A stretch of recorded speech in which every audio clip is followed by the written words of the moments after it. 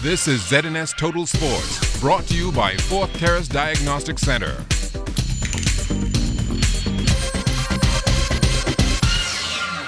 Welcome to sports, everybody. Stephen Gardner continuing to make a name for himself. Earlier today, the 19-year-old from Morris Island, Abaco, ran a personal best time of 44.64 seconds to win the men's 400 meters at the Bislett Games in Norway. Now that comes on the heels of a 44.98 second clocking over the weekend in Florida. So who knows how fast he will run as the season progresses. Well, our men's national basketball team will leave town tomorrow ahead of the Caribbean Championships, which start on Monday. For the past few years, our senior men have been led by a foreign head coach, but that is not the case this time around, as the reins have been handed over to Mario Bullock. I have won gold, silver, and bronze at the junior level. What's the difference at the senior? Basketball is basketball. These same guys who play now, Magnum, Kenton, Scott Farrington, Donathan Moss, Torrington, Cox, they all played for me at the junior and we won the gold. You know what they said when they came here? Usually when we come with you, we go and get the goal, and they expect the same thing and I expect the same thing. X and O's is X and O's. The guy on the next bench is trying to do the same thing I'm trying to do, and that's win. I know the game.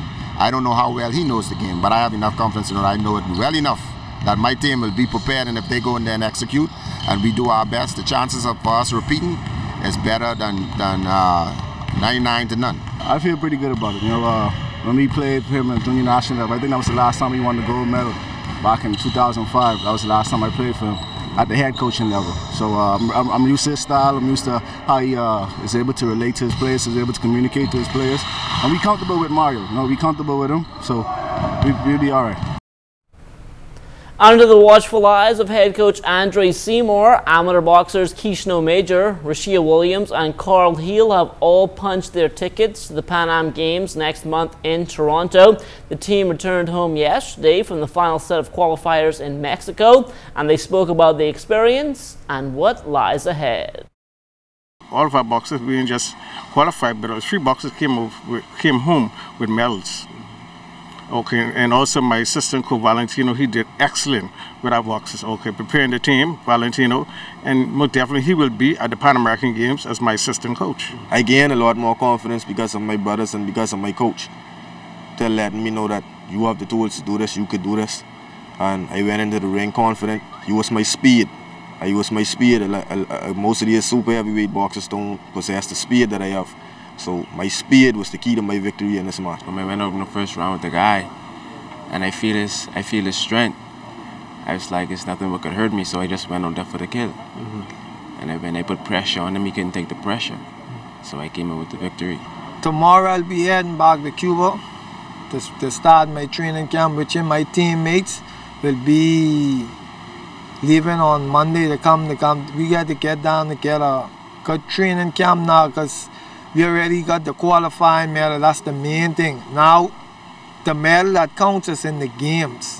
The qualifying medals don't really count. It's just to say you get your ticket to go to Toronto. So now we're going to get in a big training camp and try to go at the Pan Am Games and see if we could get a 3-0 success again.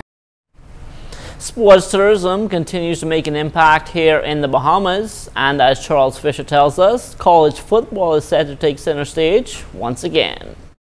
ESPN and Popeye's Bahamas Bowl joining forces once again. It is all set for December 24th. Pete Burgess, Senior Vice President, ESPN Events. It's an exciting time to add this incredible event to our portfolio of events that we do throughout the country. Chief Marketing Officer USA for Popeye's Louisiana Kitchen, Hector Munoz. Little did I know how special the Popeyes Bahamas Bowl would eventually be. I did not even have that level of expectation when we announced it the first time. It was a huge success, obviously for our brand, but obviously for the islands of the Bahamas, for the Atlantis, and a number of other partners. Commissioners of Conference USA and Mid-American Britton, Banowsky, and Dr. John Steinbrecher pleased with year 1 and looking forward to year 2. We had an idea of what to expect when we decided to launch a bowl game here in the Bahamas, but we really didn't fully know what to expect. And I got to tell you, after year one, our expectations were exceeded on every level. I hope it does to everyone in this community about what we think of the event.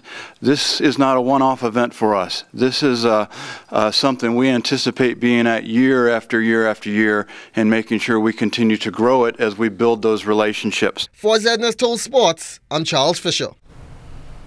Now the Popeyes Bahamas Bowl also making a meaningful donation of some $56,000 to the Ranfley Home for Children. Now during last year's Bowl week, both of the participating teams, Central Michigan and Western Kentucky, they paid a visit to the home and it proved to be quite a success. We want to say a sincere thank you to you for your kindness and generosity to the family at Ranfley Home. Your social conscience and your outreach to us was vital, is vital, and we look forward to an ongoing relationship with you for the future.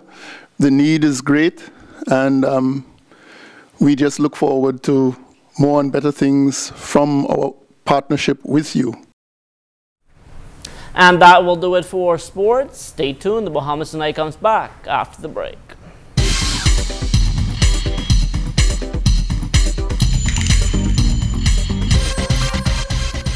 This is ZNS Total Sports, brought to you by Fourth Terrace Diagnostic Center.